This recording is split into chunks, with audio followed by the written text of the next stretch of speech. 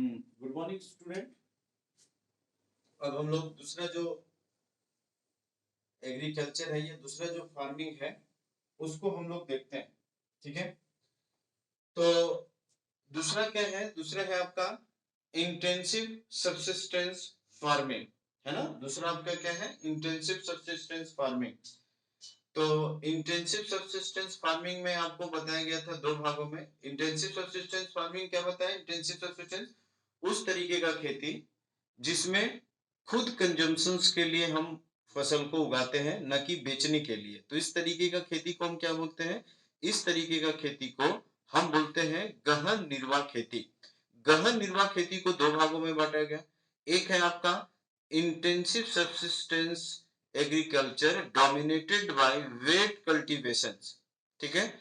और दूसरा क्या बताया गया? Intensive subsistence farming dominated by other crops other than crops, है ना। तो उसमें हम एक में गेहूं की खेती करते हैं और जौ की खेती करते हैं, जिसको हम लोग रबी क्रॉप्स बोलते हैं। और वेट डोमिनेटेड पैडी के अंतर्गत हम चावल की खेती करते हैं। तो सबसे पहले हम लोग देखेंगे, ठीक है, इंटेंसिव सब्सिस्टेंस फार्मिंग, है ना, dominated by wet dominated by wet paddy cultivations. तो लिखता हूं मैं आपको,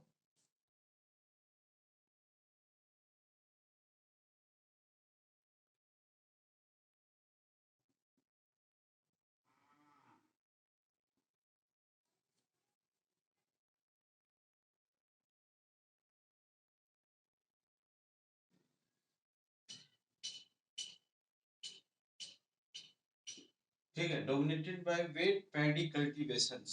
तो एक तो क्या है, आपको क्या याद रखना है कि इस तरीके का खेती जो है वो कहाँ होगा?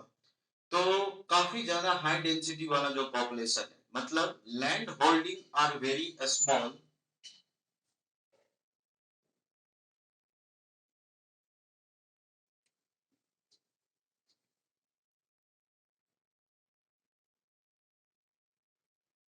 है ना। लैंड होल्डिंग का मतलब जैसे परिवार के सदस्य बढ़ने लगते हैं तो लैंड सिकुड़ता चला जाएगा ना, क्योंकि उसमें उसको रहना है, ठीक है, मकान बनाना है। Due to high density of population, due to high density of population. तो एक पॉइंट आपको क्लियर हुआ ना कि इस तरीके का खेती कहाँ होगा? जहां लैंड होल्डिंग काफी छोटा होगा, है ना। लैंड होल्डिंग, क्यों लैंड होल्डिंग छोटा होगा? क्योंकि वहां पर हाई डेंसिटी रह रहे हैं। तो हाई डेंसिटी रह रहे हैं मतलब पॉपुलेशन ज्यादा रह रहे हैं, तो जो लैंड है वो क्या है, छोटे छोटे टुकड़ों में क्या होगा, बटा होगा।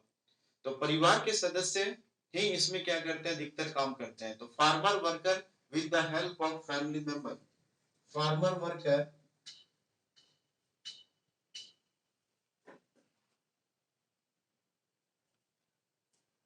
farmer worker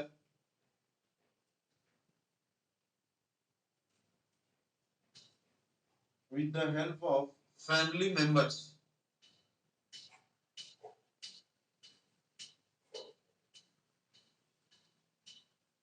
फैमिली मेंबर्स, ठीक है। तो ये भी आपको याद रखना है। मशीन क्यों लाएंगे?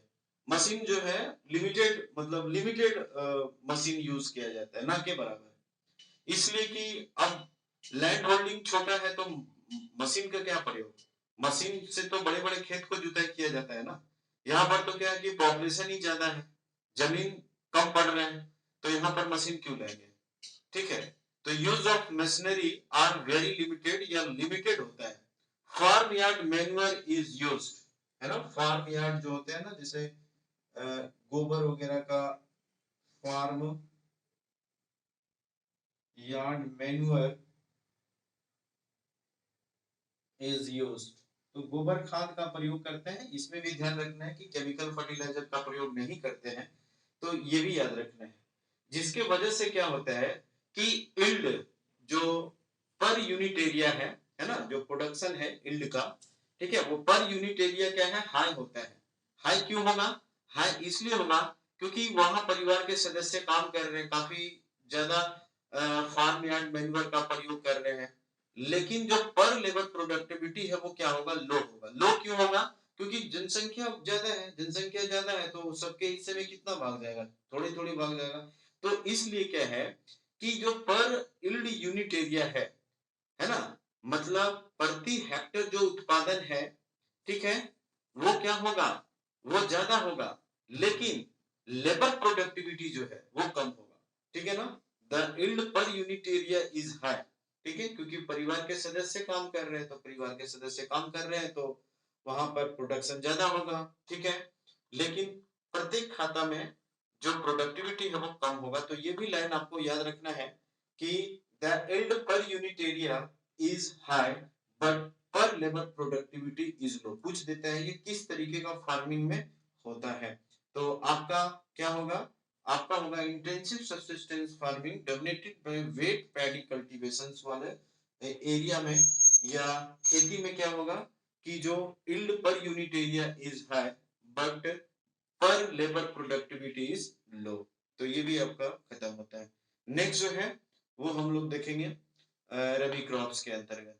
Thank you very much.